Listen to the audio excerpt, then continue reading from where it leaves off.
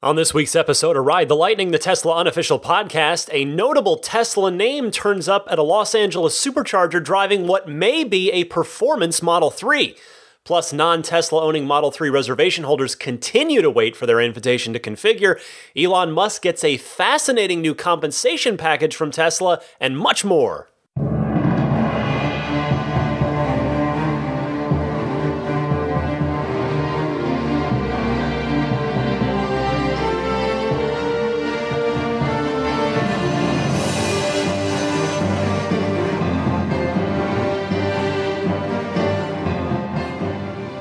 Howdy friends, Ryan McCaffrey joining you here on January 28th, 2018 for episode 130 of Ride the Lightning, the Tesla unofficial podcast.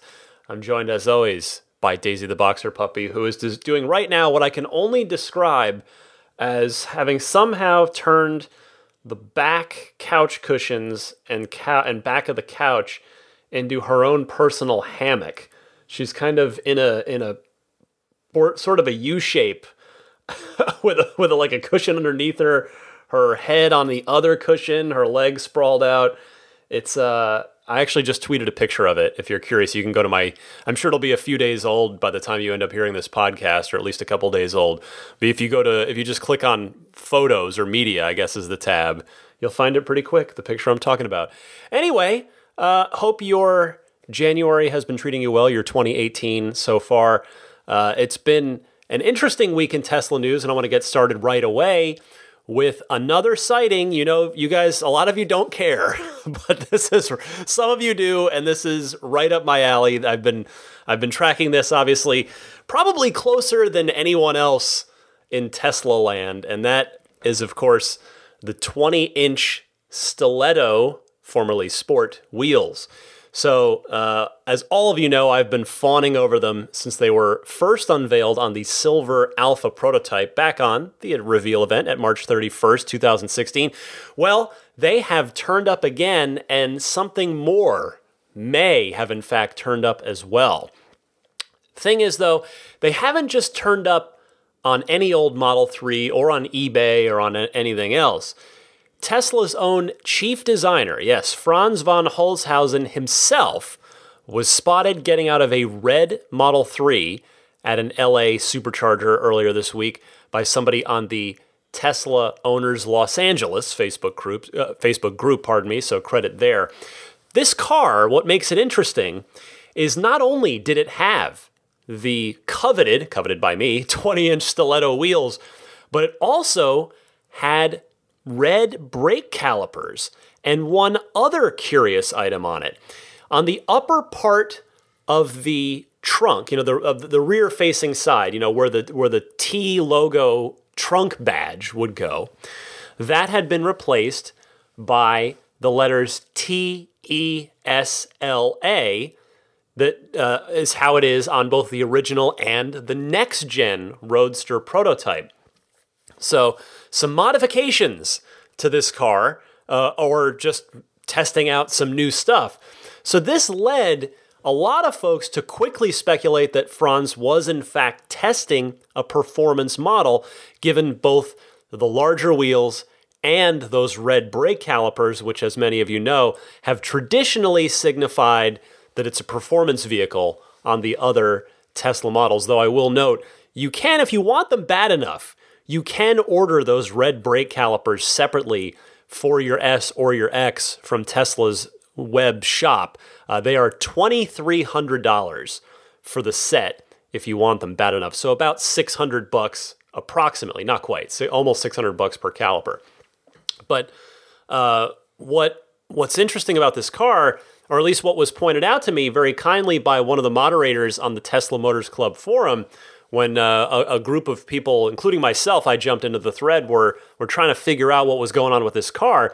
Well, this moderator, who goes by the username TEG, he or she, I actually don't know, the moderator kindly pointed out that the car had what was almost certainly the same license plate as Franz's original first run July 28th single-digit VIN Model 3, which is also a red car. So while it is entirely possible that Tesla took his car and ripped out the motor and threw a performance motor in the back and a second motor up front, and then did the wheels, swapped out the wheels and the brake calipers to go with it, that seems like a little bit of a stretch, where if Tesla were going to test a performance variant, they would not rip apart Franz's car to do it. They would build a new car. So the license plate, to me, again, we just don't know for sure. And unfortunately, I guess what could have also gone a long way with this is if the photographer, the fan that shot this, that took the pictures, because there were several pictures, would have, they clearly got pretty close to the car to take these shots. They did not document the VIN number of the car, but I suspect Franz has got to have like VIN 4 or 3 or, somewhere very, very, very, very low. So it would have been nice that could have sort of helped cement this theory, but nevertheless, and again, what I was saying is I think it's more likely than not that this is just Franz's regular rear-wheel drive Model 3, and he's simply taken the liberty of getting his own car customized with those 20-inch wheels, the brake calipers, and then doing the Tesla lettering across the back instead of the T logo badging. Now, the one thing I think we can definitively say out of this is that those 20-inch wheels are going to happen. I know I've said that before, but honestly, my enthusiasm for this renews and grows with each new bit of evidence. These have now been spotted on a release candidate, at a Supercharger out on the East Coast. They've been spotted on a car at the test track, that car in Fremont. That car also had red brake calipers. They've been spotted. There was the set that showed up on eBay that somebody purchased, and now here on Franz's car. So I feel like that they are coming. There's just no way they'd be making this many appearances unless they were going to be real. They were going to be offered and sold. So I think that Franz grabbed an early set for himself because he likes the look of it. And there you go. I think that's my take on it. So if you, I will say this though, if you happen to look at the pictures, if you go online and look at the pictures, if you just don't look at the black interior, if you just look at this car from the outside, it's pretty much exactly the configuration I want externally. Multi-coat red with the 20-inch stiletto wheels and the red brake calipers. If I may say so, at least in the pictures, I can't even imagine in person, the pictures make it look fantastic. So speaking of dual motor Model 3s though, something a little bit more definitive than simply speculation about a car that Franz was driving popped up this week. Tesla registered 19 dual motor vehicle identification numbers, better known as VINs, VIN numbers. There are VINs 8370 through 8388. This was discovered by David Ainsworth and posted by the Twitter account at Model 3 VINs. So credit where credit is due there. I saw reports on this stating that this meant that the all-wheel drive cars were imminent because of this. And I have to say, I think that's a bit of a stretch. That's what I very much want to happen, and a lot of people want to happen that are waiting on that dual motor car. But this is almost certainly, my bet is on this being a test fleet of cars, not anything that's going to any consumers, even Tesla employees. I think this is probably a test fleet, given the fact that those VINs are not only batched. That's not necessarily telling unto itself, but the fact that it's only 19 of them, that's not a huge amount. So that's probably enough for their internal testing purposes, for the engineering team, for various teams within Tesla to do their thing and test them out. What else did I want to say this? Oh, so yeah, the final point here would just be, obviously, yes, of course, those all-wheel drive cars are on the way. And the current estimate on the Tesla website is spring of 2018. And just, seeing these VINs though, seeing this pop up, I mean, it is great to see. I just want to caution people, I wouldn't get too excited about it yet. Spring is technically 2 months away, just under 2 months away. And again, we are dealing with Tesla time. We must all humbly remember that thing. Just as soon as the vernal equinox happens, doesn't necessarily mean that the dual motor cars are going to start rolling off the line. Hopefully, it does mean that, but that is we got to keep those expectations tempered a little bit. Speaking of keeping expectations tempered, it would seem, unfortunately, that seemingly all existing Tesla owners with a Model 3 reservation are going to get invited to configure their cars before any of the non-owners.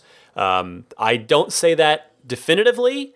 I'm just going off of a little bit of anecdotal evidence this week, because here's what I can tell you. A friend of mine that is a Tesla owner but didn't put his Model 3 reservation down until July of 2016, that person got invited to configure their Model 3 this week. And then there were a number of other reports that people that didn't have day one reservations, owners, by the way, Tesla owners that didn't have day one reservations, like another wave of folks with, April whatever reservations got configured. But my friend, a July reservation, and he was invited to configure his car. So, as a non-owner and obviously non-employee, this is a little bit concerning to me. I'm not going to lie, but at the same time, until my delivery window changes on the My Tesla site, and by the way, my first production estimate still says December to February, and we're getting awfully close for them to have any chance of making that, but. I'm not going to freak out until that delivery window changes, but it would seem that us non-employees and non-owners, we really are flying coach on this flight, my friends. We are flying coach, and it is what it is. I certainly don't disagree with rewarding the Model S and X owners for helping the company get to this point.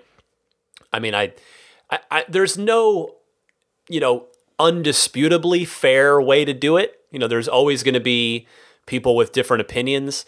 I personally would have liked to have seen some sort of cutoff or balance, of the people that camped out overnight and don't have a Tesla already and don't work for the company. I mean, those people clearly have the passion and the enthusiasm. It would be nice to see them get invited to configure while we're still in the early days, and they can be, have the chance to be the first on their block and share that enthusiasm, and of course be eligible for that full $7,500 federal tax credit. So we'll see how things go. I mean, I genuinely think, I know I've said this a couple times before, that I figured sort of just ballparking it, that if Tesla was going to have any chance of making its window, at least with me specifically, again, even though I am going to defer for all-wheel drive, but they would have to send me the email to configure by about the end of January. And, well, I'm recording, it's the end of the night here on January 26th as I record. So I would think that the clock is rapidly approaching. We're in the 11th hour on that, for them to not have to slip to March on me, but we'll see what happens. I mean, it's going to be, it'll take some time. We'll get there. We're all trying to be patient, but it is tough to be patient sometimes. Everybody wants these cars. That's a good problem to have for Tesla. All right. Next up, while we're talking Model 3, this applies to those of you who have already taken delivery of your cars, but is also relevant information for those of you who have not. Tire Rack now officially has the Model 3 in their system. And the reason I mention this is, of course, so you can go in and price tires, because that is good information to have. You can see maybe the cost if you're trying to decide whether to order your car with the 18s or the 19s. You can compare the tire costs there. Maybe you want to price out snow tires, or maybe you just want to see what your different options are for whichever of the two sizes you are going to go with. So head on over to Tire Rack anytime, and you can just punch in Model 3 and go from there. And by the way, yet another Model 3 housekeeping note, display cars for you to sit in and check out and drool over are now at 5 new locations this week. They are in San Diego. There's a car there to check out. Newport Beach in the Fashion Island Mall. My old stomping grounds in the Phoenix area, Scottsdale. The Scottsdale, Arizona store has a Model 3. There's one in Washington, D.C., the location there, and in Dallas as well. So I invite you all, I encourage you all to go forth and get a look at this beauty in person, which, by the way, I'm sure it's no doubt going to be the first time that many of you get to actually see the car in person, which even the thought of that, it makes me excited for you. I mean, I was so lucky to get to go to the March 31st reveal event in 2016 and seeing the car and being able to obviously ride in it. It was so special. But I can absolutely relate to not having done anything but be able to look at pictures and videos for the last, almost 2 years now. Because seeing it in person is a different animal altogether. I think that's probably true of just about any car. It's certainly true of this one. Seeing the lines in person for yourself, the size, the proportion, being able to sit in it and touch it. If you are in that position where you are going to a showroom to see Model 3 for the very first time, I would love for you to call in with what you think. Good or bad. If the car disappoints you in some way, I think that's very valuable feedback for the audience to have as well. But would love to hear from folks. If you are out there in one of these now, 12 different locations across the country, taking a look at Model 3 in person, do call in about it. I'll give you the call-in info later, but just as a reminder, you can, maybe the easiest way is to simply record the question or record your impressions on your smartphone's built-in voice recorder and then email that file to me. My email address here is teslapodcast@gmail.com. You can also call in on the Ride the Lightning hotline, leave a message anytime, day or night. You can call in 24/7. That toll-free number is 1-888-989-8752. The other big item of Tesla news this week was no doubt revolving around Elon Musk himself. He has a proposal that's been put down by the board, by the company, on the table. It'll be voted on February 7th, which, by the way, is going to be a relevant date that I'll mention here in a bit. But there is a proposal on the table that is waiting to be approved. I suspect the odds are good that it will be approved, that Elon Musk would get a new 10-year compensation package from Tesla in order to keep him at the company, keep him as CEO. And I will tell you, if you have not heard about this week, this compensation package is nothing if not extraordinarily ambitious, just like Elon Musk himself is. The compensation package is based entirely on the value of the company. Elon's going to get no salary, no bonuses, and no time-based equity either for, sticking around 4, 5, 6, 7, 8 years. So the ultimate goal is for the company to be worth $650 billion before all 12 of these stock option tranches would vest, which would net Elon in the ballpark of $50 billion, which is 30% of the company's total shares of stock is what he would be entitled to. Now, when you hear numbers like that, the company valuation, just to put that in perspective, the market cap today, it's roughly a $57 billion company right now. So you're talking $650 billion. That's quite a substantial increase over where we are today, but before you laugh that off, and I don't think any of you are because of what I'm about to say, and that is, remember who we're dealing with here. We're dealing with Elon Musk, a person whose entire career has been spent redefining what's possible and what's impossible and rewriting the rules for what can be done. So, and not to mention beating the odds. So as I mentioned, that full package, if the company hits all the goals, would give Elon 30% of the company's total shares, and be worth, upwards of $50+ billion. There was a statement on this from Tesla's board, and they said, quote, "For vesting to occur when the milestones are met, Elon must remain as Tesla's CEO or serve as both executive chairman and chief product officer, in each case with all leadership ultimately reporting to him." So that does give Elon the option of putting in a CEO underneath him to sort of manage more day-to-day things should he so choose. But continuing with the Tesla board statement, although there is no current intention for this to happen, it provides the flexibility as Tesla continues to grow to potentially allow Elon to focus more of his attention on the kinds of key product and strategic matters that most impact Tesla's long-term growth and profitability, end quote. As I mentioned, this is going to be voted on by shareholders on February 7th. I think it's awesome for everyone, including any Tesla fan who may have had some concerns that Elon might leave after the Model 3 successfully launches and gets the ramp sorted out and all that. So that will not be happening. He is going to be sticking around, provided this gets approved. I love it. I think it's fantastic.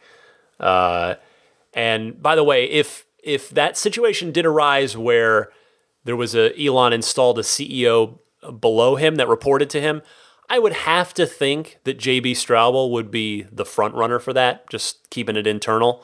And that would certainly be the choice that would most comfort me as someone who wants to see Tesla continue to do well and continue to succeed.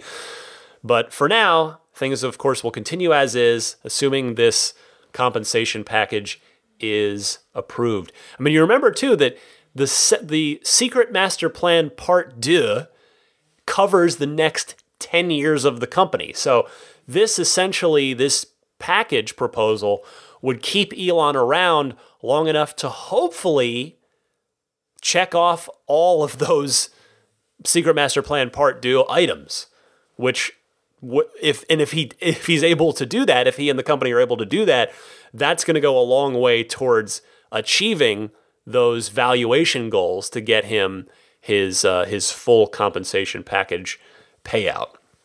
So we'll keep an eye on that on February 7th when that vote is happening. Next this week, I debated whether I should do this, but I'm going to talk about this. So, the reason is I want to just remind you about what Tesla is continually up against in the world. I want to show you the latest example, or tell you about the latest example of FUD. That, of course, being fear, uncertainty, and doubt. This time, it's coming not from a short seller or any sort of smaller time entity out there, but from a major media company. CNBC put out a report that's breaking. Tesla employees say to expect more Model 3 delays, citing inexperienced workers and manual assembly of batteries. What happened was, when CNBC put that report out this week, Tesla shares fell a decent bit, which what was interesting about this so-called report, was discussing something that was happening in December, which we all already know about. It's January now. Of course, it's almost February. In fact, when some of you listen to this, maybe it is February. And that information isn't even relevant anymore. That's the next thing here. But anyway, so that stock dip came on the heels of what had been a heck of a rally for Tesla stock. It had been rallying for most of the early part of 2018 here. The stock had even hit it closed out over at about 350 at one point this week before this story broke. And as Electrek notes, CNBC put out a follow-up tweet after the stock took a hit, basically patting themselves on the back, saying on Twitter, again, this is CNBC, Tesla shares drop to session low. Tesla employees say to expect more Model 3 delays, citing inexperienced workers, manual assembly of batteries. So let's get this straight. CNBC puts out a suspect report on Model 3 production. The shares fall. And then they, as I said, pat themselves on the back by publicly following up the story to say shares fell after our report. That's, if that's making you scratch your head a little bit, you're not alone. I was doing the same thing. Now, Tesla doesn't always respond to these, as we well know, because they never get anything else done if they replied to this stuff all day long. But we do also know that from time to time, when Tesla feels the need to, they will, as the kids say, clap back. And they, in fact, did on this. Here is their clearly not happy about this reply. They issued a statement saying, I'm not going to read you the entire thing because it's actually pretty long, but I'm going to read you a chunk of it. They say, this is an extremely misinformed and misleading article. To be absolutely clear, we are on track with the previous projections for achieving increased Model 3 production rates that we provided earlier this month. As has been well documented, until we reach full production, by definition, some elements of the production process will be more manual. This is something Elon and JB discussed extensively on our Q3 earnings call, and it has no impact on the quality or safety of the batteries we're producing. As noted in our Q4 deliveries release during the fourth quarter, quote, we made major progress addressing Model 3 production bottlenecks, with our production rate increasing significantly towards the end of the quarter, end quote. And then I'm going to skip some, and then the next part of the statement that I want to read to you is a couple more paragraphs, starting with this. As for the assertion about cells touching in Model 3 batteries, because that was another part of it, they were saying that the cells were potentially dangerous because of the way the packs were made. As for the assertion about cells touching in Model 3 batteries, this is extremely misleading and displays a complete lack of basic knowledge about how our batteries work. Every battery in a Tesla vehicle has thousands of cells, the vast majority of which are at the same voltage potential as neighboring cells. Hypothetically, even if two cells of the same voltage potential were touching, there would be absolutely zero impact, safety or otherwise. It would be as if two neutral pieces of metal touched. Despite this fact, all Model 3 battery modules' cell positions are measured twice in manufacturing to verify process control and quality of outgoing parts. Conversely, if at any point in the production process cells are touching at different voltage potentials, they cannot be electrically interconnected. Over the course of the production process, we conduct 3 different tests to ensure the right number of cells are electrically connected in Model 3 modules. Additionally, the long-term reliability of cell position is something validated through testing, including shock and vibration, and high temperature and humidity testing, as well as thermal cycling endurance testing throughout design via sampling in production. All of this testing is designed to prevent touching cells from being installed in any of our vehicles, including Model 3. Finally, the safety aspects of our module design would continue to function even in the presence of touching cells, so the concerns raised are further unfounded. I'm just going to finish up here. I promise this is almost done. These false claims are being made even though we have a proven history of making the safest vehicles on the road, with Model S and Model X receiving 5-star safety ratings not only overall but in every subcategory. Although not yet tested by the NHTSA, Model 3 has been designed and internally tested to have the same result. Data from NHTSA's testing shows that Model S and Model X have the 2 lowest probability of injury scores in the history of NHTSA testing.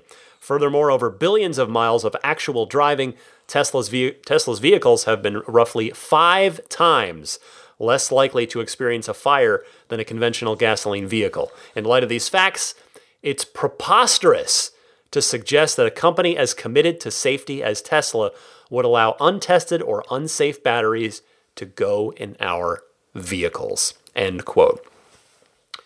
Well, maybe all of this is a coincidence and it's nothing. It was just a bad report that shouldn't have happened, and maybe CNBC will even issue a retraction. They have not, by the way, as of my recording time. But maybe, maybe somebody high up enough at CNBC is shorting Tesla.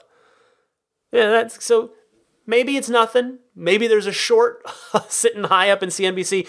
Those are the opposite ends of the possibility spectrum here, but more likely than not, the truth is somewhere in between.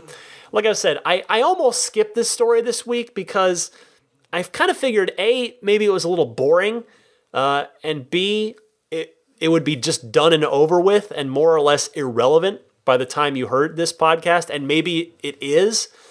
But again, given Tesla's very forceful response to this, and given how you guys hear me talk about FUD from time to time, I wanted to make sure to give you an example of how Tesla is still battling this on a regular basis, even here in 2018, after the Model S has been proven time and again to be the greatest car in the world over the last 5, going into its 6th year now. So that is that with CNBC. 2 more quick items here. First of all, this is a regional note for Wisconsin friends. A bill is on the table in your state, in Wisconsin, that would allow Tesla to sell direct to consumers. So obviously, we, meaning all of us, are probably very much in favor of this bill passing. Here's the email that was forwarded to me. This is an email from Tesla, by the way. Great news, the Brooks-Kapenga bill was scheduled for a hearing on Tuesday, January 30th from 7:45 a.m. to 4 p.m. As a reminder, this important legislation would allow Tesla to open stores and create new jobs in Wisconsin. We hope you can join us. Your voice needs to be heard by your legislator, who is a key decision maker at the hearing, end quote. That was an email from Tesla forwarded to me from listener Kevin in Eagle, Wisconsin. Thank you very much, Kevin, for sending this in. And what's interesting is, again, Kevin forwarded me, this was an email from Tesla that they sent to him. So I really like seeing that Tesla themselves is putting an effort to get its own grassroots support going in support of these bills in states around the country. So love seeing Tesla be proactive, get their supporters, their customers fired up about it. And hopefully maybe we can do our small part here on this podcast. To any of my Wisconsin listeners, if you might be able to make that hearing, please, I very much encourage you to do so. And finally this week, before we move on to the Ride the Lightning hotline and hear from you guys on in the phones, I want to mention that February 7th date again, that happens to be the date that Tesla has set for the Q4 earnings call. That is when it's going to happen, February 7th. So mark your calendars. Look for my analysis of that earnings call, as usual, with all of the best sound bites from Elon and the Tesla executive team. That is going to be happening. So it'll be 2 shows from now. This is episode 130. Look for that on episode 132. Those episodes, I always have to budget more time in the week to make those.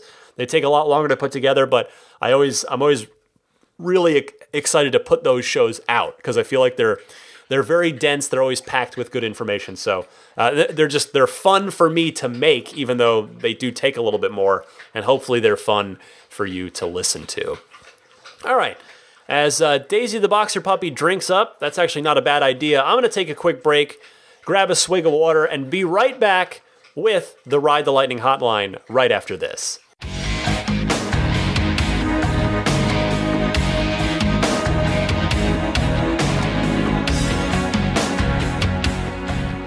Thanks for sticking around for the Ride the Lightning Hotline. It is your time to shine here on the podcast each and every week.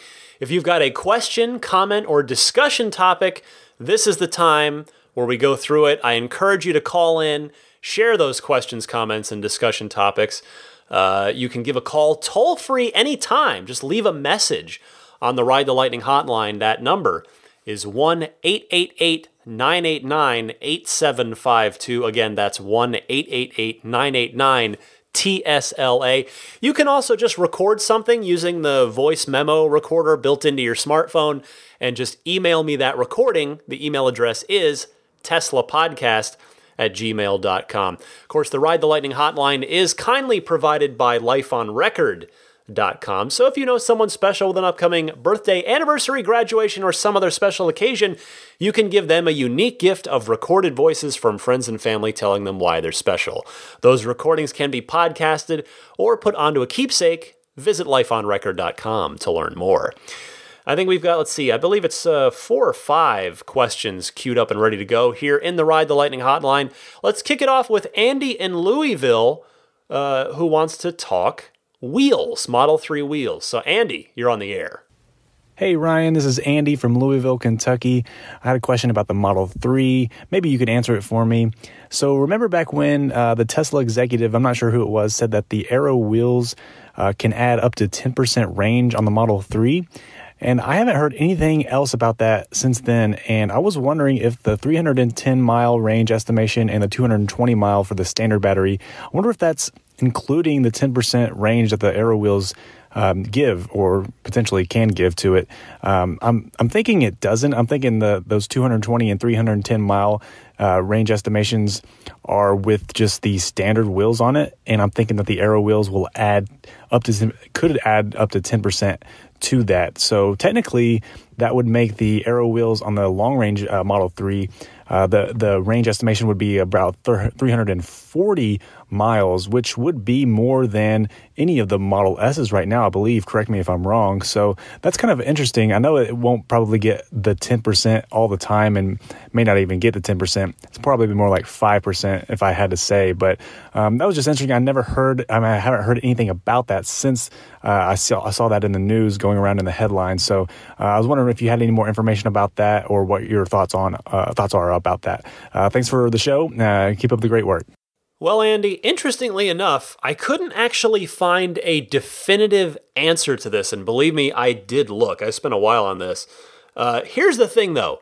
What I can tell you is Tesla states that the long-range battery is good for a 310-mile range. The EPA says it's 334. So Tesla is, if anything, playing it very conservative. I'm not 100% sure why that is. Probably it's just to cover their own backsides in case people in real-world driving conditions, maybe they're lead foots, maybe they live in a place with crazy elevation changes or headwinds, whatever it is. Maybe that's to sort of a little CYA on that one. But I'd suspect that the 334 is with the 18-inch Aeros and the 310 is with the 19-inch Sport or Stiletto wheels. Here's something a little more factual. I wanted to dig into this and give you something concrete. So what I found is Robert Palin, he was the head of aerodynamics at Tesla up until recently. He actually explained the benefits of the Aero wheels in a Facebook post recently. He said, quote, "I was the head of Aero at Tesla for Model S, Model X, and Model 3, and I can confirm that wheel design and size can be the biggest influence of all on the aero efficiency of a road car. The aero," meaning he's talking, of course, aerodynamics, "the aero design and chassis teams put a huge amount of effort into these wheels," meaning the 18-inch Aero wheels, "and they do really work." It looks like, by the way, that most of the benefit that Robert's talking about comes at highway speeds, because he explained, quote, "The aero benefit increases very strongly with speed, as the power requirement to overcome aero resistances increases with the cube of speed, i.e. if you go twice as fast, you use 8 times the power. That said, aero is a small percentage at city speeds where mass and rolling resistance dominate. The two-part design of the aero wheels allows the underlying rim to be super light, which will also help in the lower speed stuff. And by the way, while we're just on this subject, Robert was not done. He says that the aero wheels weren't originally the dark gray color. It's interesting. So listen to it. He says, quote, "The skeleton wheel underneath is still alloy, but the shape comes entirely from strength and mass optimization, the hard work of a talented Canadian engineer named Steve. The color was also originally a bright silver, but the dark gray was preferred by the powers that be," which he sort of, I think, playfully puts in, it capitalizes it as if it's a proper name. The dark gray was preferred by the powers that be, parentheses, not by me. So I have to presume that he's talking about, if not Franz there, quite possibly Elon himself. But anyway, Annie, I hope that explains things a bit for you and gives you some sort of better idea of what the arrows do and the benefits that they have. Next up, Ron from Nashville wanted to follow up on configuring his Model 3 and what his thought process is there. So let's see if we can help Ron out. Ron, take it away. Hey, Ryan. It's Ron from Nashville with a follow-up commentary on configuring. I actually logged in today on my account and was pleasantly surprised to see that I could configure. But the unfortunate thing, I was excited to clicked on the premium package, picked the dark blue color. Unfortunately, when it came time for the interior, the first edition premium package only is black, and that is something that is definitely a showstopper for us. Black is just too hot in the summer, even with tinted windows, for us. So I'm going to have to, delay now and so just a follow-up for the configuration. With the configuration, it would have been, I could have done it today, and it would have been a 4-week delivery, so obviously it would have been a delivery date of February, but now it's pushed out till, I believe it still says holding for February spot, so I'm not sure if that means I'll be invited to configure a non-first edition with a different interior that will come relatively soon, which is what I'm hoping.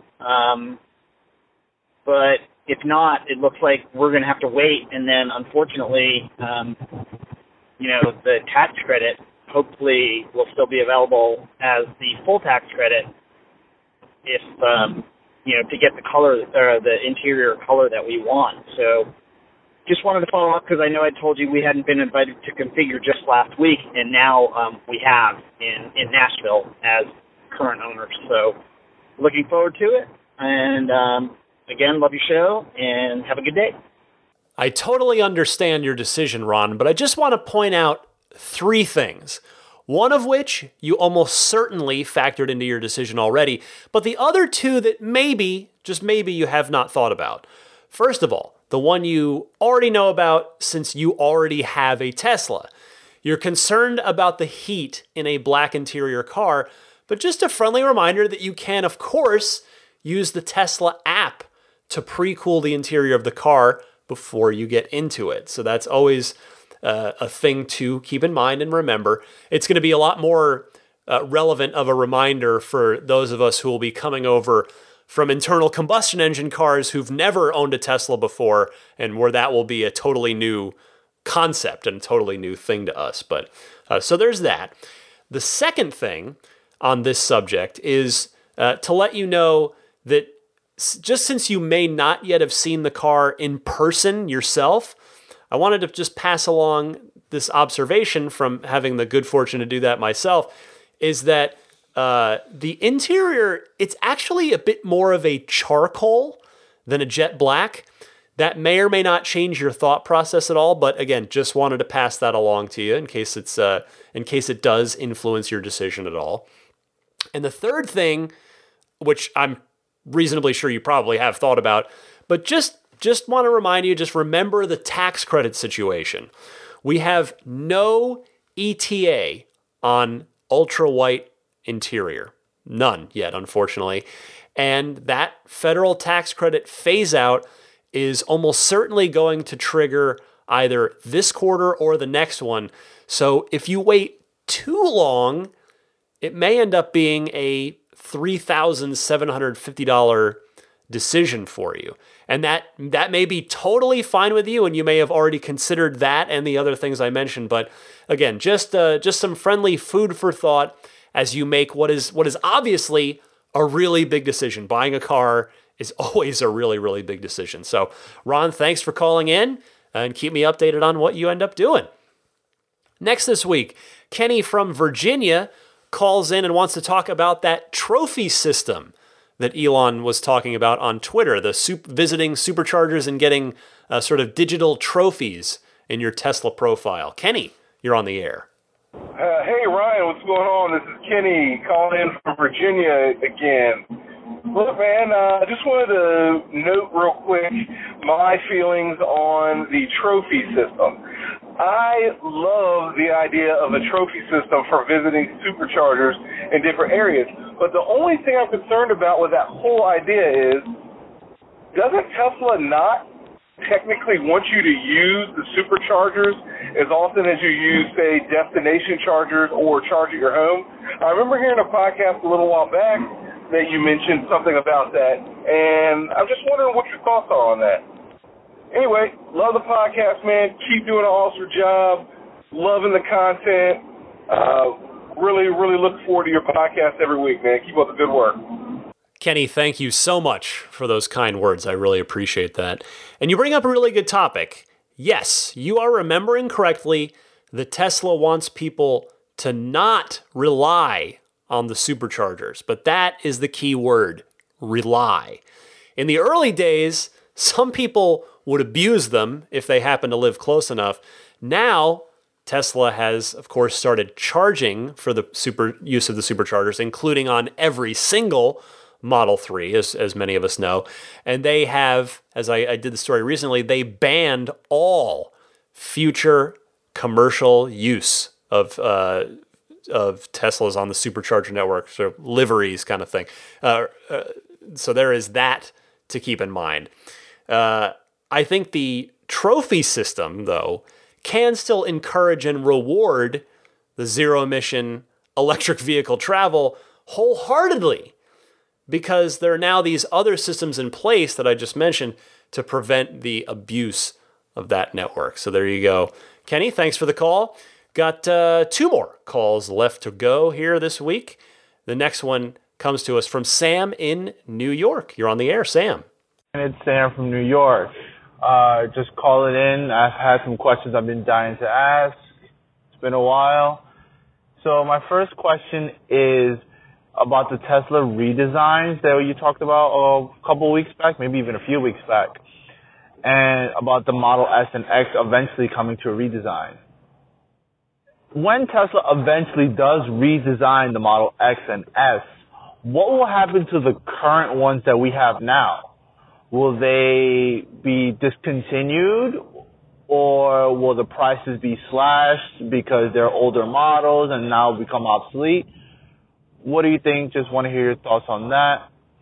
And as for Model 3, I would like to get one eventually, but I need a house for that. I need to install the home charger and everything. But what do you think might be the monthly estimate for the payment of the Model 3?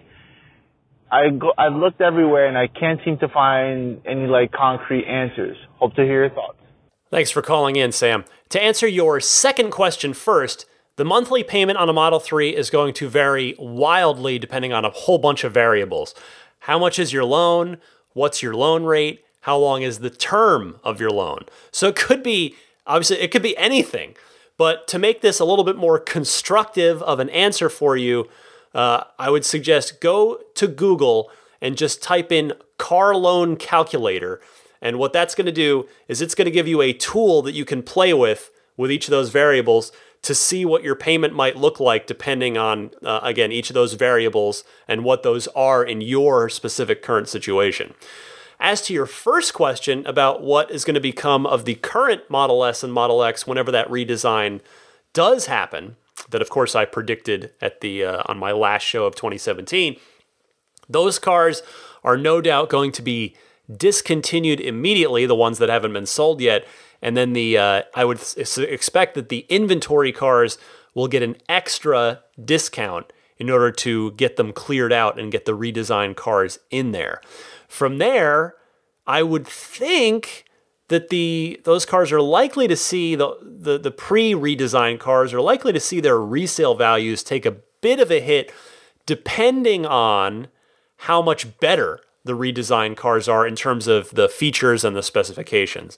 What I'm very confident of is that there are going to be some good deals to be had on the current version for sure once the redesign is announced and they're trying to clear out the current versions. Thanks for calling in, Sam. Let's wrap it up with our friend Mike in Charlottesville, who has a cold weather question that I will see if I can help him out with it. Mike, you're on the air. Hey, Ryan, this is Mike from Charlottesville again.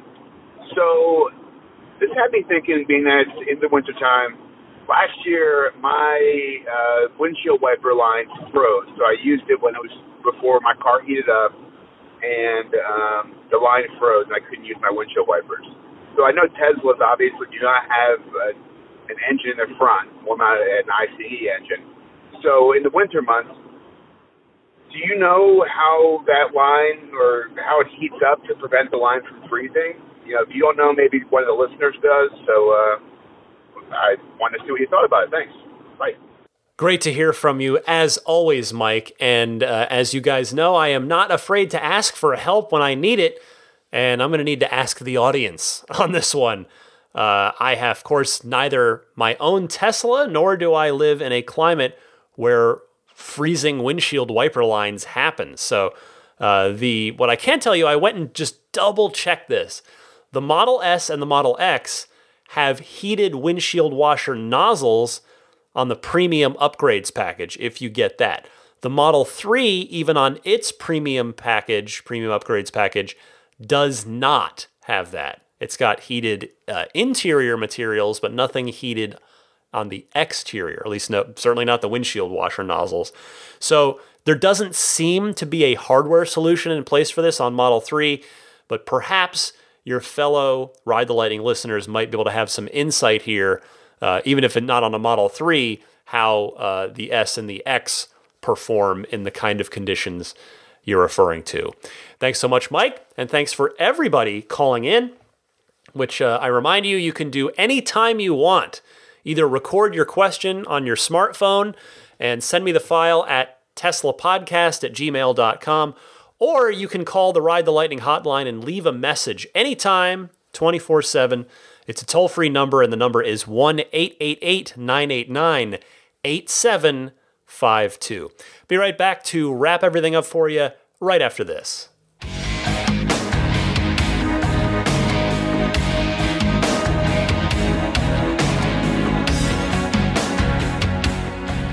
Before I go, I want to mention this might be the last couple of days that you can get the free unlimited lifetime supercharging if you happen to be buying a Model S or Model X.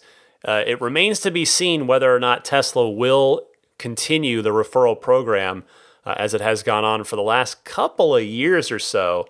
But we probably won't know until basically the end of January to see if they extend it and or modify it at all. But if you happen to be purchasing an S or an X imminently, please go ahead and use my cousin Patrick's referral code. Get yourself the free unlimited lifetime supercharging on your new S or X, and you will get me entered into a drawing to win a P100D. But more importantly, I think we only need one more referral. really want to get my cousin Pat, who's been so good to me over the years, the Powerwall. I think we're one short of the Powerwall. But anyway, we'll see what happens. That referral code, if you do want to use it, it's Patrick5008. So you can either give that to a sales advisor if you're speaking to someone on the phone or in person, or if you're ordering your car online, just type in your web browser ts.la/Patrick5008, and that will take you to the Tesla Design Studio with that free unlimited lifetime supercharging baked into it already. If you are picking up an S or an X or a 3, and you're picking it up in the Bay Area or maybe even at the factory, you may want to consider getting that beautiful new car protected. Either new car delivery prep, maybe paint correction, maybe some ceramic coating, maybe some paint protection film, maybe all of that.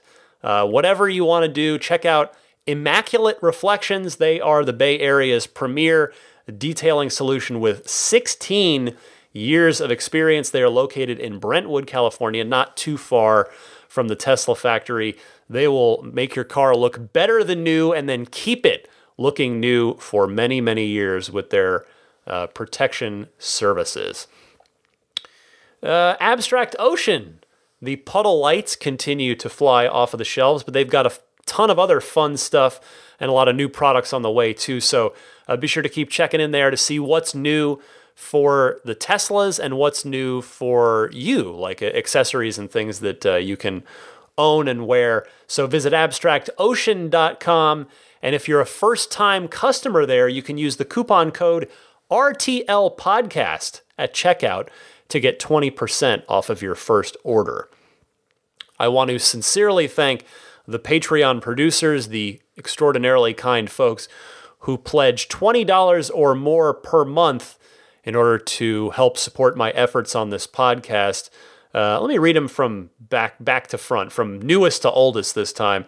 We've got Rome Strack, Michael Callahan, Kenneth Martin, Harold Plug, Peter Chalet, Orion Coates, Lars Hoffman, Lee Sweet, Marcus Mayenshine, Tim Hyde, Sean Fournier, Richard Ouellette, Emotion Rentals, Jason Chalukas, John Lasher, Robert Miracle, Michael Lester, Matthew Para, Logan Willis, Michael O'Prey, Lisa Kaz, Alexi Heft, Jonathan Wales, David Brander, George Cassiopo, Wolfgang Obergen, Pete White, DJ Harbaugh, Paul Hussey, and Jeff Bartram. Thank you all so much. If you would like to consider supporting my efforts here on this podcast, please take a look at the Patreon page, which is found at patreon.com. That's Patreon. Patreon.com/Tesla Podcast. All one word. And that wraps it up. You can follow me on Twitter at DMC_Ryan if you're interested in the tweets. They're there for you. And then the show is now on Spotify, which is pretty cool. If you're a Spotify user, you can get this podcast on there. You can also subscribe to it on just about all the other major podcast services, including iTunes, Google Play, Stitcher, TuneIn, or you can pick up individual episodes or the RSS feed at the hosting website, which is teslapodcast.libsyn.com. Libsyn spelled Libsyn. That wraps it up. I want to thank everybody, as always, for entrusting me with, let's see, what's going to amount to, I think, around an hour of your time this week. Your time is extremely valuable, and I am grateful that you would give me any of it, let alone an hour of it. So thank you all so much. Happy electric motoring, and I'll see you next week.